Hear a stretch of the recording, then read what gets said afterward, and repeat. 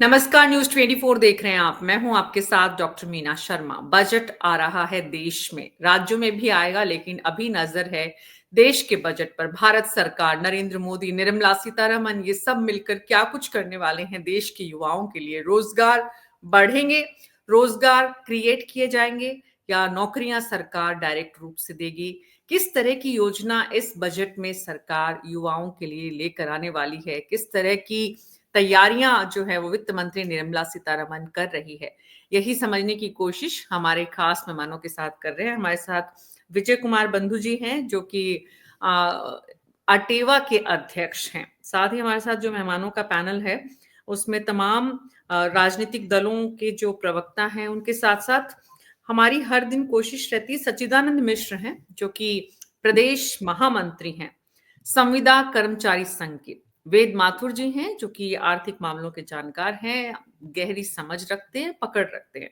नावेश शिको जी वरिष्ठ पत्रकार हैं, और आलोक पांडे जी राजनीतिक विश्लेषक हैं। आप सभी का बहुत बहुत स्वागत है। विजय कुमार बंधु जी, कल हमने चर्चा की थी जिस मुद्दे पर, आज उससे एकदम अलग है। कल का मुद्दा कर्मचारियों के लिए था, और आज हम बात कर रहे हैं देश के नौजवानों की, युवा सपनों की। तो इस बजट में क्या कुछ अपेक्षित अभी तक की तैयारियों से समझ में आता है कि सरकार युवाओं के लिए करने जा रही है? बहुत बहुत धन्यवाद आपका और चैनल का। आपने जो आज एक लिखा कि युवा शक्ति कमजोर होगा तो देश कमजोर होगा, ये बहुत ही अच्छी लाइन है और बहुत ही शानदार लाइन है, क्योंकि हमें खुशी इस बात के लिए है कि पूरी दुनिया में सबसे युवा देश भारत है। इसका मतलब हमारे पास युवाओं की बहुत बड़ी फौज है। और अगर कहते हैं कि जब आपके पास एसेट हो, आपने अगर ढंग से उनका उपयोग किया तो निश्चित रूप से समाज के लिए, देश के लिए और देश के नौजवानों के लिए बेहतर होगा। अब बजट आ रहा है, निश्चित रूप से हर आदमी आसान्वित होता है तो नौजवान भी आसान्वित होगा, क्योंकि आज जो सबसे बड़ी समस्या लोगों के सामने आ रही है, नौजवान पढ़ लिख करके बेरोजगार घूम रहा है, या उसको रोजगार नहीं मिल रहा है, या रोजगार मिल रहा है तो उसकी योग्यता के अनुसार नहीं मिल पा रहा है। तो उसी में उधन बोर्ड में वो उसकी पूरी युवा जो हमारी एक ताकत है, वो कहीं ना कहीं गड़बड़ हो रही है या कहीं ना कहीं दिग्भ्रमित हो रही है। अगर बजट में रोजगार को लेकर के कोई प्लान माननीय वित्त मंत्री जी बनाई है, सरकार, केंद्र सरकार ने बनाया है, तो वो तो बजट पे आने के बाद ही होगा। लेकिन पूरा देश का युवा इस बजट को आशा की भरी नजरों से देख रहा है।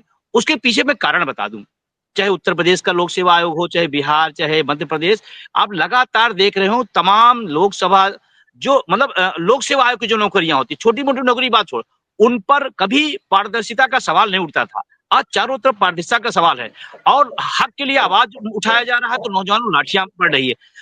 वो नजारा अभी हम लोग ज्यादा दिन नहीं हुआ, महीने भर के अंदर तमाम जगहों पर, अभी इंदौर में प्रोटेस्ट चल रहा है। तो आप समझिए कि अगर युवाओं को, जिनको अपनी क्षमता पर, अपनी पढ़ाई पर, दम पर खड़े हुए, और एक चीज मैं जरूर मैडम कहना चाहता हूँ और पूरे पैनलिस्ट में निवेदन करना चाहता हूँ कि जब एक लड़का कोई रोजगार की तरफ अपनी नजर रखता है, तो सिर्फ उसके अकेले जुड़ा नहीं है, उसके माँ बाप का वो सपना होता है, उसके बहनों का, उसके परिवार का, उसके बच्चों का युवाओं को एक लेकर उम्मीद होती है। जितनी भी तैयारियां सरकार के द्वारा की जाती है, उतनी ही उम्मीदें परिवारों की जुड़ी होती है। और परिवार जब अपने बच्चे को बड़ा करते हैं, पेरेंट्स, तो बड़े बहुत बचपन से ही इस तरह की तैयारियां होती है कि बड़ा होकर उसे उन्हें अपने बच्चों को किस दिशा में ले जाना है, कौन से प्रोफेशन के लिए उनको चुनना है, कितनी उनकी पढ़ाई पर ध्यान देना है। दरअसल तो माँ बाप का पूरा जीवन ही बच्चों को समर्पित होता है। बहरहाल, इस देश में युवाओं को लेकर सरकार क्या सोच रही है, क्योंकि सरकार की जो योजनाएं हैं वो उन पेरेंट्स के सपनों को आकार साकार देने का काम करती है। इसलिए वेद माथुर जी, मुद्दा ये है कि अर्थव्यवस्था इस वक्त जहां खड़ी हुई है, वहां पर निर्मला सीतारमन जी के पिटारे से क्या कुछ निकलने की संभावनाएं भी आप देख पा रहे हैं? मीना जी, हमें इस चर्चा से पहले कुछ चीजें समझनी होगी। पहली चीज तो है कि हिंदुस्तान में रोजगार का मतलब है सरकारी नौकरी, पटवारी की, मास्टर की या एलडीसी की। तो वो ऑलरेडी उसमें सैचुरेशन सा आ गया है। कोई भी सरकार, चाहे वो केंद्र सरकार है या राज्य सरकार है, इतने बड़े बेरोजगारों के वर्ग को रोजगार प्रदान नहीं कर सकती, ये बड़ा स्पष्ट है। अब दूसरी बात आती है कि सरकार किस तरह से इन्वेस्टमेंट को बढ़ाए, ज्यादा से ज्यादा इन्वेस्टमेंट को बढ़ाए, बड़े उद्योगपतियों को और जो स्वरोजगार करना चाहते हैं उनको कम ब्याज दर पे लोन दिलवाए। उसमें समस्या आती है कि यदि आप मुद्रा की सप्लाई बढ़ाते हैं तो उससे इन्वेस्टमेंट आता है और रोजगार बढ़ता है, लेकिन उससे मुद्रास्फीति बढ़ती है, इन्फ्लेशन बढ़ता है और महंगाई बढ़ती है, उससे गरीब तबका जो है उसमें सबसे ज्यादा मार पड़ती है। तो ये इसके बीच में एक संतुलन निर्मला जी को रखना है कि मनी सप्लाई इतनी रखनी है कि उससे विकास हो और नए नए कारखाने खुले, लेकिन साथ ही इतनी मनी सप्लाई ना हो जाए कि इन्फ्लेशन हो जाए। ये तो एक बात है। दूसरी महत्वपूर्ण बात यह है कि मैं जब भी किसी उद्योगपति से बात करता हूं तो ज्यादातर लोग ये शिकायत करते हैं कि हमें स्किल्ड आदमी नहीं मिलते, एम्प्लॉयबल, मतलब जो लोग, जो युवा है हमारे यहाँ BA MA करके आ रहे हैं, वो किसी काम के नहीं होते हैं। वो ज्यादातर युवा ऐसे होते हैं जो पटवारी, LDC, RAS, IAS इसकी तैयारी कर रहे हैं, उसमें वो असफल हो गए तो आगे कुछ करने लायक नहीं होते। तो इस देश की जो नंबर 1 समस्या है बेरोजगारी से बड़ी, वो है कि स्किल्ड लेबर नहीं है। उसका परिणाम ये है कि जो हमारे निर्यात है, जो हमारे प्रोडक्ट्स हैं, उनकी क्वालिटी भी वो नहीं होती जो विदेशी जो माल अंतरराष्ट्रीय बाजार के अंदर आता है। तो कुल मिला के निर्मला सीतारमन जी को चाहिए कि वो एक और तो भारत के अंदर जो इन्वेस्टमेंट है या जो एंटरप्रेन्योर्स है उनको कम ब्याज दरों के माध्यम से प्रोत्साहित करे, और दूसरी ओर स्किल डेवलपमेंट एक राजनीतिक नारे तक ही सीमित ना रहे और वो जमीनी हकीकत उसको मिले। ये दो महत्वपूर्ण बिंदु मुझे लगते हैं। बिल्कुल बिल्कुल, बहुत बहुत स्पष्ट आपने एक तरफ सरकार का पर्सपेक्टिव कि सरकार कितना पैसा जो है वो इस तरफ लगाए और प्रवाह कितना होना चाहिए, ये बताने की आपने कोशिश की। वहीं दूसरी तरफ एक बहुत इंपॉर्टेंट बात है जिस पर अब हिंदुस्तान को बहुत प्राथमिकता से एग्जीक्यूशन करना चाहिए। सोचना तो शुरू कर दिया था देश के प्रधानमंत्री नरेंद्र मोदी ने, जब स्किल यूनिवर्सिटी, जब स्किल डिपार्टमेंट, जब स्किल को लेकर बहुत सारी बातें शुरू हुई।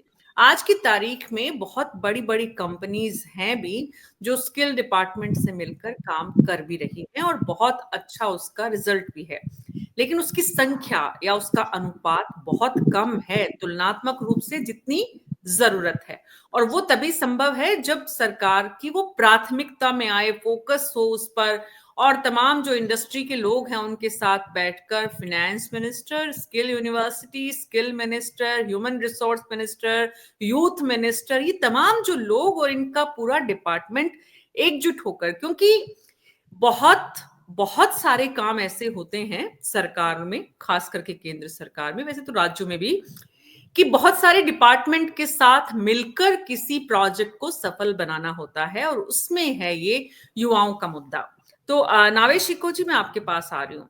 एक, क्या करना चाहिए? आर्थिक स्तर पर सरकार की स्थिति को स्पष्ट किया वेद माथुर जी ने।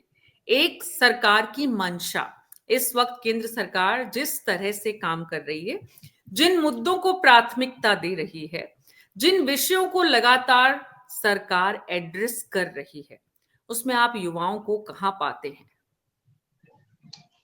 देखिए, सरकार की मंशा तो बहुत बेहतर दिख रही है।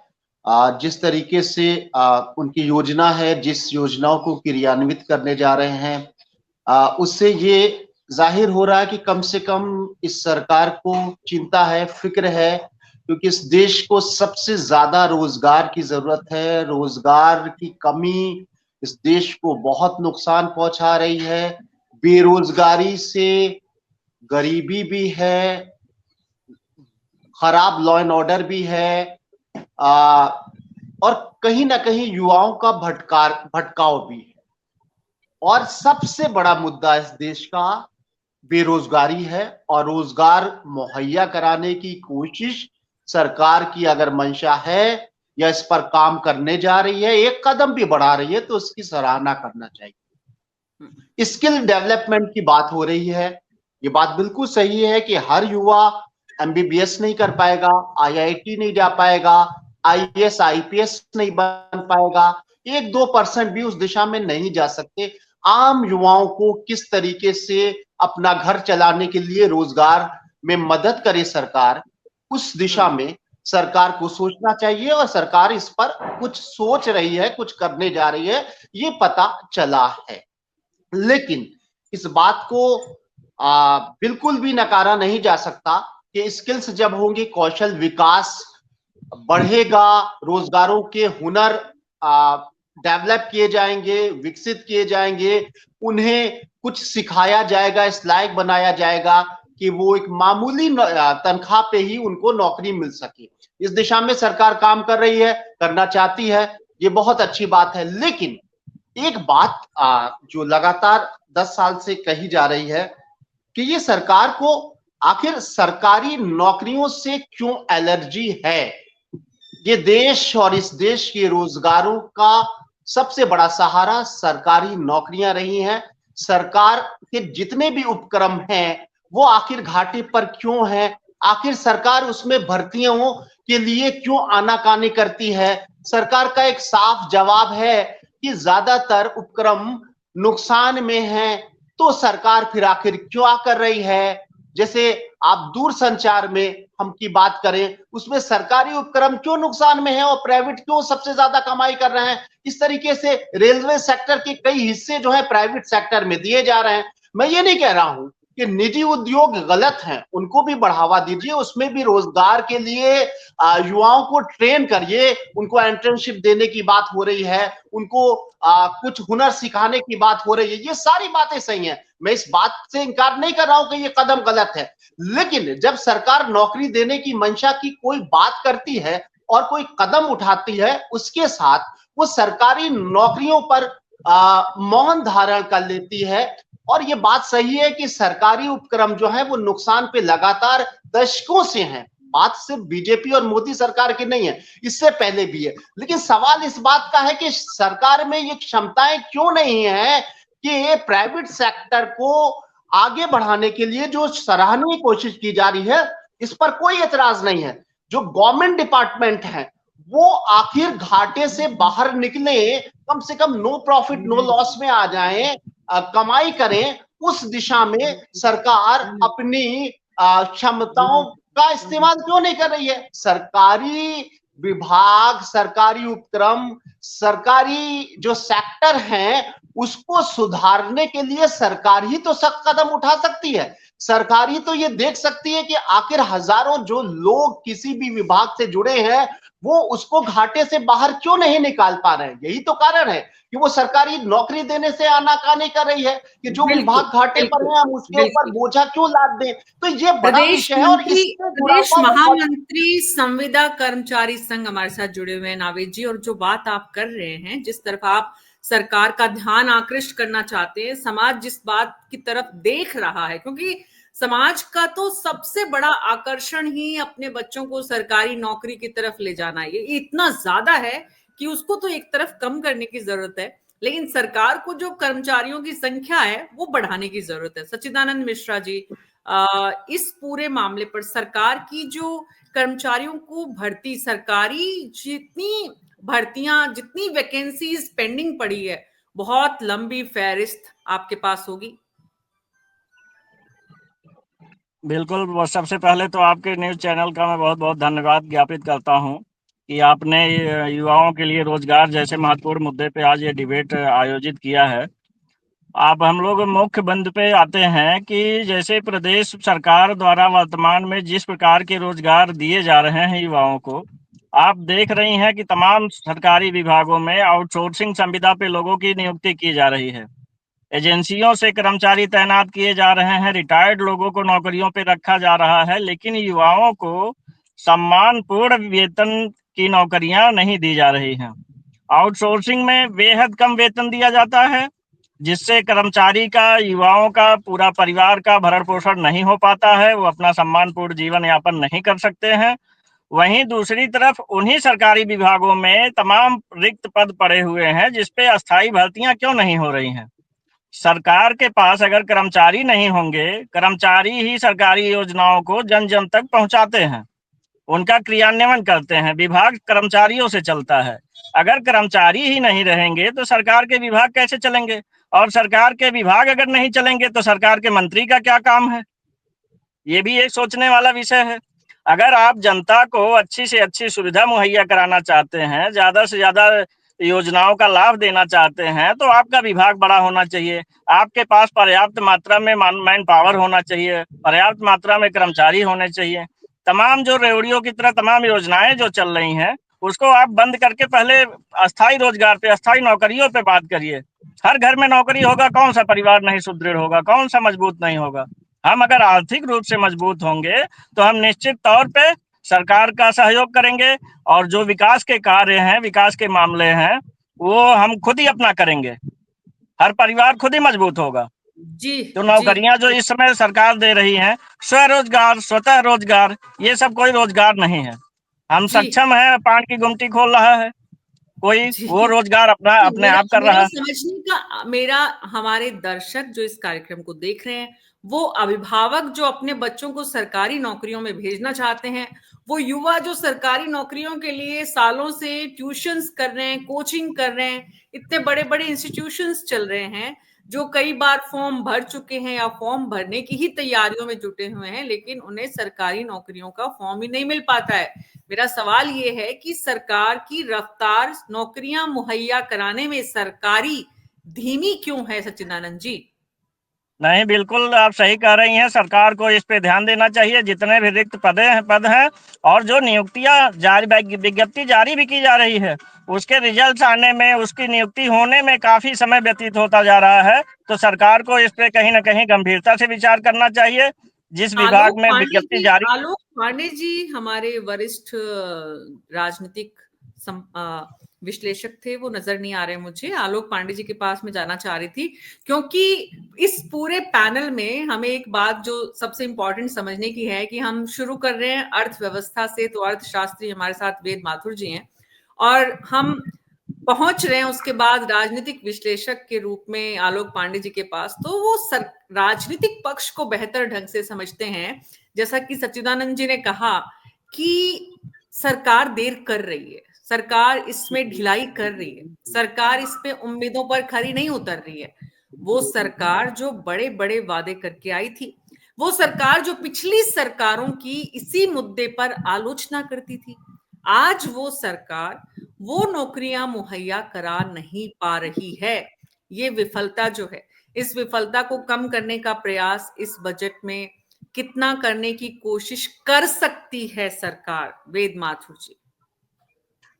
देखिए, मैं एक बार फिर से बात स्पष्ट करूंगा कि नौकरी का या रोजगार का मतलब सरकारी नौकरी नहीं है, लेकिन सरकारी नौकरी का मतलब यह है कि सुविधाजनक नौकरी, कि उसमें आप काम कर रहे हैं या नहीं कर रहे हैं, ये ऑप्शनल है।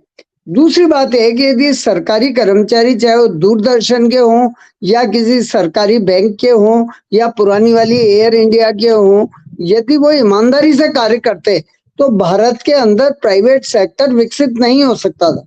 मैं 1 मिनट लेके आपको एक उदाहरण दूंगा। एक दिन मैं इलाहाबाद के अंदर एक सरकारी अस्पताल के अंदर गया, दिन के 12:30 बजे थे, कोई भी कर्मचारी अपनी सीट पे नहीं था, सारे लोग बाहर धूप में खड़े थे। ज्यादातर लोग 11 बजे के आसपास आए, धूप में चर्चा, परिचर्चा, जिस तरह अपन डिबेट कर रहे हैं उस तरह के डिबेट्स वहां चल रहे थे, वो 12:30 तक चल रहे थे। फिर मुझे एक डॉक्टर से मिलना था, तो मुझे बताया गया कि वो यहाँ नहीं आते, हॉस्पिटल में नहीं आते, घर पे ही काम करते हैं। तो मैं उनके घर गया तो वो यूट्यूब के लिए गाने रिकॉर्ड कर रहे थे, बीच बीच में वो मरीज भी देख रहे थे, और वो सिंगर थे तो यूट्यूब चैनल बना रखा उन्होंने अपना, तो वो गाने रिकॉर्ड कर रहे थे। एयर इंडिया का क्या हाल हुआ ये आपके सामने है। तो जहां जहां सरकार के बस का नहीं है कि वो उपक्रम चलाए, सवाल सिर्फ ये है कि प्राइवेट सेक्टर में जॉब की आज भी अपार संभावनाएं हैं, लेकिन वहां शोषण है, इसलिए लोग नहीं जाना चाहते। अब आप देखिए, आजकल ये जो प्राइवेट डिलीवरी बॉयज होते हैं, इनका कितना शोषण है। ब्लिंकिट के अंदर 5 मिनट में वो मोटरसाइकिल से सामान आपके घर पे पहुंचा देते हैं। 5 मिनट में पहुंचाना मुझे कई बार असंभव सा लगता है कि उसमें बिलिंग होती है, पैकिंग होती है, पर 5 से 10 मिनट में आपके घर सामान आ जाता है। लेकिन उनका कोई बीमा नहीं है, कोई एक्सीडेंट हो जाए, कोई बीमार हो जाए, कोई कंपनी उनको 2 रुपए भी नहीं देगी। तो हम उनके कल्याण के लिए, जैसे सरकारी कर्मचारी के कल्याण के लिए 100 तरह की चीजें हैं, तो आप प्राइवेट सेक्टर में क्यों ना कराएं। आपकी ओला और उबेर का जो ड्राइवर है उसको सरकारी ड्राइवर जैसी सुविधाएं क्यों ना मिले। आप ओला और उबेर की जो सर्विस कंडीशंस है अमेरिका में या इंग्लैंड में वो भिन्न है, इंडिया में भिन्न है। यहाँ वो शोषण करने वाली इस योजनाओं पे काम करते हैं, वहां वो वेलफेयर वाली योजनाओं पे काम करते हैं। तो हम प्राइवेट सेक्टर को अट्रैक्टिव बनाएं और प्राइवेट सेक्टर के लिए फाइनेंस इजी करें। देखिए मीना जी, मैं एक छोटा सा आपको उदाहरण देना चाहूंगा। पिछले कुछ समय में क्या हुआ कि रियल एस्टेट बहुत तेजी से उभरा है, लेकिन रियल एस्टेट में कुछ लोग ऐसा लोन लेके चले गए, उन्होंने चुकाया नहीं, तो बैंकों ने अब उसको नेगेटिव लिस्ट में डाल दिया। इसी तरह कॉलेज, यूनिवर्सिटी, स्कूल, इनकी बिल्डिंग बनाने को जो लोन होता है वो नेगेटिव लिस्ट में आ गया, आपको लोन आसानी से नहीं मिलेगा। तो मुझे लगता है कि इस बजट के अंदर सरकार को जो कुछ ऐसे सेक्टर्स हैं जिनसे सरकार परहेज करती है, जैसे रियल एस्टेट है या एजुकेशन इंस्टीट्यूशन है नई, उनको उनसे परहेज करने की जरूरत नहीं है। आप उनको लोन देंगे तो 85 तरह के लोगों को रोजगार मिलेगा। और मैं सोचता हूँ, मैं बड़ा इस मामले में क्लियर हूँ कि सिर्फ लोगों को रोजगार देने के लिए फौज में मान लीजिए 10 लाख फौजी हैं, तो 20 लाख इसलिए कर लिए जाएंगे लोगों को रोजगार देना है। कई बार मांग उठती है कि साहब में फौज में भर्तियां नहीं हो रही है, सरकार में भर्तियां नहीं हो रही है। एक बात और हम सभी को समझनी होगी कि सरकार में सारा काम मैनुअल था पहले, अब वो सारा काम कंप्यूटरीकृत हो गया है, कई तरह तरह के इक्विपमेंट्स आ गए, इसीलिए आम जनता को सुविधा है, इसीलिए भ्रष्टाचार कुछ हद तक कम हुआ है, रोजमर्रा के जो काम है सरकार के साथ गवर्नेंस इंप्रूव हुई है। तो आप यदि कंप्यूटराइजेशन होगा तो बहुत सारे आदमियों की यहाँ जरूरत नहीं है। आप देखिए पहले भी मैं अपनी बात इस बात से समाप्त करूंगा कि पहले क्या होता था, लोग जब ऑफिस जाते थे छतरी लेके जाते थे, तो वो क्या करते थे, जाके अपनी कोई पुरानी घड़ी और छतरी वहां रख के और गायब हो जाते थे, और शाम को आके छतरी और घड़ी लेके अपने घर चले जाते थे। तो हमें ऐसी एक व्यवस्था क्यों चाहिए। एक और अंतिम बात मैं ऐड करना चाहूंगा, मैं एक उदाहरण देके आपको बात करूंगा, जो मुझे उदाहरण में नाम नहीं लेना चाहिए, फिर भी मैं ले रहा हूँ कि लखनऊ के अंदर एक संस्थान है संजय गांधी पीजीआई मेडिकल संस्थान। वहां पे मुझे लगता है कि मैं एग्जैक्ट फिगर मुझे पता नहीं है, लेकिन मान लीजिए 500 स्थायी कर्मचारी है तो 1000 लोग संविदा पे काम करते हैं। अब उन 500 लोगों की जो प्रोडक्टिविटी है वो तो 50 लोगों के बराबर है, और जो संविदा वाला बेचारा 1/4 पैसे पे आपके यहाँ काम कर रहा है उसकी उत्पादकता ज्यादा है। ब्लिंकिट वाली जो बात कही ना आपने वेद माथुर जी, वो कंपटीशन की जबरदस्त मार जो है उसका नतीजा है। और संविदा कर्मियों की जो हालत है, वो सरकारी नौकरियों में जिस तरह का ढुलमुल रवैया कर्मचारियों का होता है, उसी से संविदा की उपज हुई कि भाई एक निश्चिंतता की जो स्थिति आ जाती है सरकारी नौकरी लेते ही, उसके बाद आप काम करें ना करें सरकारी नौकरी तो जाएगी नहीं। तो आपने 10 से 5 के सिस्टम में भी आपने काम किया कि नहीं किया। बहरहाल अभी आपने जो बात कही कि सरकार को सरकारी नौकरियां मुहैया कराने के साथ साथ कैसे एम्प्लॉयमेंट जनरेट हो, इस पर ध्यान ज्यादा देने की जरूरत है, दुरुस्त करने की जरूरत है। नावेश शिको जी, वेद माथुर जी आर्थिक जबरदस्त पकड़ रखते हैं, बैंकिंग सेक्टर में आप रहे हैं और आप बहुत व्यापक रूप से अर्थव्यवस्था की जो सरकार की इस वक्त की स्थिति है, देश के जो हालात हैं, आज के युवाओं की जो जरूरत है, उसको जिस तरह से उन्होंने रखा है, वाकई में हमारे समाज को भी अब इस तरह से सोचना शुरू कर देना चाहिए कि सरकारी नौकरियों की उम्मीद कम करें और जहां काम मिल रहा है वहां अपनी स्किल को हम अच्छे से दिखाएं और सरकार भी उसी दिशा में ज्यादा काम करे। नहीं, ये बहुत अच्छी बात है। जमाने के साथ बहुत कुछ चीजें बदल जाती हैं। अगर हम अपने स्किल्स जो है प्राइवेट सेक्टर में साबित कर सकते हैं, रोजगार वहां मुहैया हो रहे हैं, तो इसमें कोई समस्या नहीं है। लेकिन इससे जुड़ी हुई दो सवाल बड़े उठते हैं। एक तो प्राइवेट सेक्टर में हम अपने स्किल्स के बूते पर चलिए नौकरी पा भी लें, तो सरकार उसकी निगरानी नहीं करती है। प्राइवेट सेक्टर में स्केल्स जो है सैलरी के क्या हैं, इस पर अगर गौर किया जाए तो एक मजदूर एक ग्रेजुएट काम करने वाले प्राइवेट सेक्टर के व्यक्ति से ज्यादा कमा लेता है, और मजदूर जितनी मेहनत करता है उससे ज्यादा प्राइवेट सेक्टर में ग्रेजुएट युवा उससे ज्यादा मेहनत करता है, लेकिन उसका ना इंक्रीमेंट होता है, ना उसको कोई सुविधा मिलती है, ना उसका मेडिकल होता है, और जो भी नॉर्म्स है उसका पालन कतई नहीं होता है। सरकार आंख पर पट्टी बांधे रहती है और वो प्राइवेट सेक्टर को, कारपोरेट को हमेशा मदद करती है। उसकी लगाम सरकार के हाथ में है, लेकिन सरकार कर्मचारियों के साथ हो रहे शोषण के खिलाफ एक स्टेप नहीं उठाती है, पहली चीज। दूसरी बात, जो बात उठी है वो बात हमेशा होती रही है कि प्राइवेट सेक्टर हमारा सरकारी सेक्टर इसलिए कमजोर हो गया है क्योंकि दशकों से वहां पर कामचोरी होती रही है, सरकारी कर्मचारी काम नहीं करता है, भ्रष्ट होता है। सबकी बात नहीं हो रही है, कुछ लोग, और यही शायद कारण है कि सरकारी महकमे बिल्कुल कमजोर हो गए हैं और इस लायक नहीं रहे कि वहां भर्तियां निकाली जाएं, इस लायक नहीं रहे कि वहां वैकेंसी बढ़ाई जाए। ये बात क्या है कि बात खत्म कर दी जाती है। मैं एक चीज पूछना चाहता हूं कि प्राइवेट सेक्टर में, कारपोरेट सेक्टर में जो लोग काम करते हैं वो इसी धरती के, इसी भारत के ही तो नागरिक हैं। यही दो आंखें, यही दो कान, यही तो बुद्धि है, यही तो शरीर है। वो सरकारी महकमे में आने के बाद में कामचोरी क्यों करने लगते हैं? प्राइवेट सेक्टर में कामचोरी करेगा तो ऊपर कहीं ना कहीं डंडा चलेगा, लेकिन सरकारी नौकरियों पर जब ये कामचोरी होती है कि छतरी रख के चला जाता है सुबह 10 बजे और शाम को 5 बजे वो छतरी लेके चला जाता है और नौकरी उसकी पूरी हो जाती है, तो साहब ये कमजोरी उस कर्मचारी की नहीं है, ये कामचोरी उस कर्मचारी की नहीं है, ये नालायकी सरकार की है।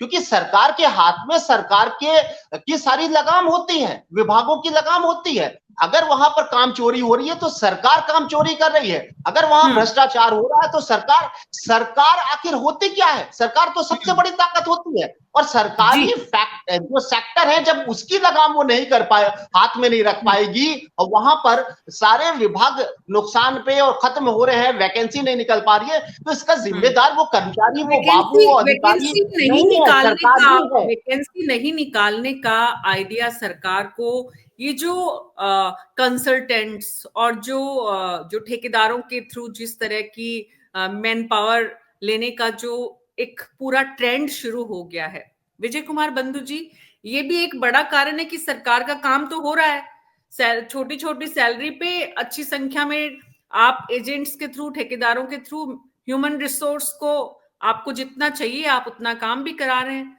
तो सरकार भी सरकारी कर्मचारियों की संख्या बढ़ाने में दिलचस्पी कम रख रही है और आउटपुट सरकार का काम बेहतर होता रहे, इस तरफ सरकार का ध्यान ज्यादा है। विजय कुमार बंधु जी, देखिए 2-3 पॉइंट हैं जिनको समझना जरूरी है। किसी एक विभाग को किसी एक व्यक्ति का उदाहरण दे करके अगर उसको बदनाम करने की प्रवृत्ति है, ये भी प्राइवेटाइजेशन का माइंडसेट है, और मैं आपत्ति करता हूं अपने जो पैनलिस्ट हैं, किसी एक विभाग को आप, और वो काम किसका है? बहुत अच्छी बात बोला इन्होंने, वो काम किसका है? अगर एक आदमी गड़बड़ है तो सरकार का काम है वो जिम्मेदारी दिखाए।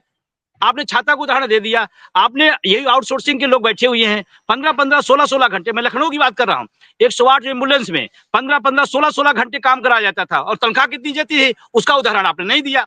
तो आप माइंडसेट न सेट करिए। मैं एक जानना चाहता हूं कि 9.5 लाख पद सरकारी खाली है, क्यों खाली है भाई? बैंक में 20 आदमी का काम है, 8 आदमी काम कर रहा है, वर्कलोड बढ़ेगा, क्यों नहीं? कैसे नहीं उसका काम बेहतर होगा? बिल्कुल दबाव में रहेगा। तो आप अपनी बात, ये बात तब कह सकते थे जब आप सारे पद भर लेते, फिर आप स्वरोजगार की बात, रोजगार की बात, फलाने की बात। सरकारी पद खाली है और आप स्वरोजगार की बात करते हैं। मैं और दूसरी बात मैं कहना चाहता हूं, एक ने गलती की तो पूरे विभाग को आप खत्म कर देंगे। एक मंत्री भ्रष्टाचार करता है, एक मुख्यमंत्री भ्रष्टाचार करता है, पूरे राजनीतिक व्यवस्था को आप बंद कर देंगे क्या? जिसने गलती की है उसको दंड दीजिए, और दंड देने का काम सरकार का है। व्यवस्था खत्म नहीं करिए। और मैं कहना चाहता हूं, अगर सरकारी विभाग फायदे में है तो बेचा क्यों जा रहा है, और अगर घाटे में है तो कौन उद्योगपति है जो घाटे का खरीदेगा, हमको बता दिया जाए, जवाब दे दिया जाए। घाटे का कौन सौदा खरीदेगा? हम रेल की बात करें, हम बिजली की बात करें, आगरा में प्राइवेटाइजेशन कर दिया गया बिजली का। 4 रुपए 90 पैसे में बिजली सरकार खरीदती है, 4 रुपए 25 पैसे में उद्योगपतियों को देती है। घाटे में क्यों नहीं होगा? अब एक इंजीनियर क्या कर लेगा उसमें? एक इंजीनियर क्या कर लेगा? ये पॉलिसी मैटर है। सरकार खुद चाहती है सरकारी व्यवस्थाएं, उसके पीछे मैं आपको बता दूं कारण, आपने जिसकी तरफ इशारा किया, आउटसोर्सिंग सुविधा में एक बहुत बड़ा स्कैम है। कंपनियों को दे दो, कंपनियों से पहले वो पैसा वसूल लो, फिर उसका तनख्वाह कम कर दो, उसमें भी 1000 रुपए पर मंथ दो, 1000 कर्मचारी 1000 रुपए मिल रहा है, उसका भी एक बहुत बड़ा स्कीम है। सरकारी व्यवस्था आपसे संभाल नहीं रही है, प्राइवेट में आपको उतना हक नहीं रहे, कैसे आप संभाल लेंगे? कैसे संभाल लेंगे, हमको बताइए ना। जो व्यवस्था बनी है उसको आप चुस्त दुरुस्त करिए। और 8% से ऊपर बेरोजगारी का दर है, ये किसका है? एक बार नारा लगा था ना, बहुत हो गए रोजगार की मार, अब की इनकी सरकार। कहां गया वो नारा, कहां गया? 8% बेरोजगारी दर है जी। हाँ, अगर उससे कम हुई होती तो समझ में बात आती। और आउटसोर्सिंग संविदा की बात मैं कर रहा हूं, आप मीना मैडम, मैं बता रहा हूं, एक किसी आउटसोर्सिंग संविदा के कर्मचारी से किसी दिन आप मिल लेंगे, आपको आंसू आएंगे। प्रदेश महामंत्री बैठे हुए हैं संविदा कर्मचारी महासंघ के, तो उन्हीं से पूछते हैं उस पर कोई सवाल नहीं उठ रहा है, जो पीड़ा उस पर कोई इनकी सवाल है। नहीं उठ रहा है। काम ज्यादा और काम ज्यादा, पैसा कम, सिर्फ कमीशन खोरी, इसलिए व्यवस्था दी जा रही है। ये अगर सरकारी कमीशन खोरी कर्मचारी का काम हो रहा है बहुत तो सरकार बड़ा का काम तो बाजार होने जो दो, है। हम उसके जी, पक्ष में। सच्चिदानंद मिश्रा जी, वाकई में इतनी पीड़ा के साथ जी रहा है संविदा कर्मचारी? जी निश्चित तौर पे अभी जैसे अभी वेद माथुर जी ने कहा, पीजीआई से ही हम शुरू करते हैं। पीजीआई में कर्मचारियों को आज भी 10,000 9,000 रुपए वेतन दिया जा रहा है। फोर्थ क्लास का कर्मचारी 9,000 रुपए वेतन पे कार्य कर रहा है। अब बताइए वो अपने परिवार का जीवन यापन किस प्रकार कर रहा होगा। और दूसरा मुख्य विषय, अन्य राज्यों में जो न्यूनतम वेतन है आज की डेट में, वो दिल्ली सरकार में जैसे 18,000 है, मध्य प्रदेश सरकार में 18,000 है, उत्तर प्रदेश सरकार का न्यूनतम वेतन वह आज की डेट में 10,700 रुपए है। और ये कहते हैं कि आउटसोर्सिंग व्यवस्था न्यूनतम वेतन पे किया जाएगा, आउटसोर्सिंग कर्मचारी न्यूनतम वेतन पे काम करेगा। अब 10,700 रुपए आप वेतन निर्धारण करेंगे, उसमें से पीएफ ईएसआई सर्विस चार्ज की कटौती करेंगे। आज भी तमाम विभाग ऐसे हैं जिसमें कर्मचारियों के पीएफ का कुछ पता नहीं है, ईएसआई राशि कट के कहाँ जा रही, कोई इलाज की व्यवस्था नहीं है उनकी। संस्थानों में जो बड़े संस्थान है, KGMC, Lohia, PGI, cancer institute में 20-25 हजार कर्मचारी कार्यरत हैं, जो पूरे प्रदेश को स्टेट रेफरल सेंटर की व्यवस्था दे रहे हैं। पूरे प्रदेश के कोने कोने से मरीज रिफर होके आ रहे हैं, कर रहे हैं, और ऐसे बड़े संस्थानों में ही ये बड़ा स्कैम चल रहा है। दूसरी चीज रोजगार का जो है, जैसे आउटसोर्स कर्मचारी जब रखा जाता है तो इसको कहा जाता है कि आप कोई परमानेंट एम्प्लॉय नहीं है, कोई कर्मचारी नहीं है, विभाग से आपका कोई मतलब नहीं। 1 महीने में, 6 महीने में, 1 साल में तमाम कर्मचारियों की छटनी हो जाती है, उनको कार्य मुक्त कर दिया जाता है। फिर माननीय प्रधानमंत्री जी के निर्देश से प्रदेश में फिर से रोजगार मेला लगता है, फिर वही कर्मचारी आते हैं, आवेदन करते हैं, फिर इंटरव्यू देते हैं, फिर सिलेक्शन होता है। गिनती क्या होता है, रोजगार मेले में 10,000 लोगों को रोजगार दिया गया, जबकि हर साल 10,000 से अधिक लोग कार्य एक तरफ कार्य मुक्त किए जा रहे हैं। दोबारा फिर वही व्यक्ति आ रहा है रोजगार में, फिर उन्हीं की काउंटिंग हो रही है। और सबसे मतलब गंभीर मामला तो यह है कि हमारे माननीय प्रधानमंत्री जी द्वारा भी जो आंकड़े प्रस्तुत किए जा रहे हैं रोजगार के, उसमें भी रोजगार मेले की नौकरियों का जिक्र किया जा रहा है। आप बताइए, देश के प्रधानमंत्री जिस नौकरी का प्रमाण पत्र बांट रहे हैं वह रोजगार मेले की नौकरियां हैं। और रोजगार मेले में जो प्राइवेट की कंपनियों की बात की जा रही है, वही प्राइवेट कंपनियां ही तो हायर कर रही हैं। ऐसा तो है नहीं। प्राइवेट कंपनी जो आउटसोर्सिंग कंपनी है, तमाम बड़ी बड़ी कंपनियां हैं, नोएडा की हैं, दिल्ली की हैं, पूरे देश में काम कर रही हैं, तो कंपनियों के थ्रू ही तो इतना कम वेतन दिया जा रहा है। और आप उसको प्रमाण पत्र बांट के केंद्र सरकार की नौकरियों में गिनती कर रहे हैं, जो कई बार बेरोजगार होके बेचारा आता है। नहीं, एजेंसियां नौकरी दे सकती, सरकार क्यों नहीं दे सकती है? क्यों नहीं दे सकती है? सरकार की जिम्मेदारी सबकी, क्योंकि सरकार को उसकी मेहनत नहीं करनी पड़ती। एजेंसी अपनी मेहनत करे, एजेंसी मैन पावर को ढूंढे, उस मैन पावर में वो कितना उसका एक्सप्लॉइटेशन करे। और बहुत बड़ा शोषण और अपमानित किया जा रहा है, प्रदेश के युवाओं को अपमानित किया जा रहा है। जी, बहुत बहुत शुक्रिया आप सबका इस चर्चा में शामिल होने के लिए। जो कुल मिलाकर बात समझ में आ रही है वो ये कि भारत सरकार को, देश की सरकार को, वित्त मंत्री को, देश के प्रधानमंत्री को अब इस बात पर जरूर गौर करना चाहिए कि हमारे देश के युवाओं की खून की जो कमाई है उसको कमीशन खोरी में नहीं खपाया जाए। हमारे युवाओं का शोषण बंद हो, इसके लिए ठेकेदारी प्रथा को कैसे कम किया जाए और सरकार सीधे रूप से ऑनलाइन का जब जमाना है और ऑनलाइन की जरूरतों के मुताबिक, टेक्नोलॉजी की जरूरतों के मुताबिक जब ह्यूमन रिसोर्स यानी सरकारी नौकरियां वैसे भी कम कर रही है सरकार, उनकी भर्तियां नहीं बढ़ा पा रही हैं, तो प्राइवेट सेक्टर में कैसे उनका शोषण कम हो। सरकार में जो संविदा पर आ रहे हैं उन्हें कैसे डायरेक्टली अपॉइंटमेंट दिया जा सके ताकि इस तरह की परेशानियों से बचा जा सके। और भी बहुत कुछ है जो युवाओं को लेकर सरकार को प्राथमिकता से युद्ध स्तर पर सोचने की जरूरत है, अगर सरकार हिंदुस्तान को आगे वहां लेकर जाना चाहती है जहां की बातें अक्सर हम सुनते हैं। न्यूज़ 24 पर अभी मेरे साथ इतना ही। नमस्कार।